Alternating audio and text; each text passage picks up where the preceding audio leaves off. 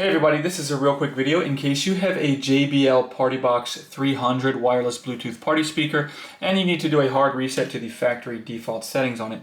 Now you're going to want to do this for one of two reasons. The first one is troubleshooting in case this speaker is not working for any reason. Maybe it's not connecting to your phone or other device, or it's not syncing or not pairing with Bluetooth, or keeps disconnecting. Anything like that can very often be fixed with a factory reset.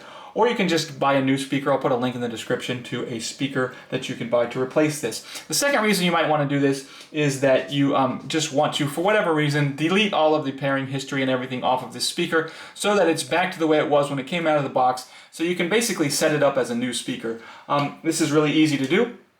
All we need to do on this speaker is, well, first of all, we need to make sure it's on. And then once it's on, we're just going to come and press and hold the volume up and play buttons simultaneously for more than 10 seconds.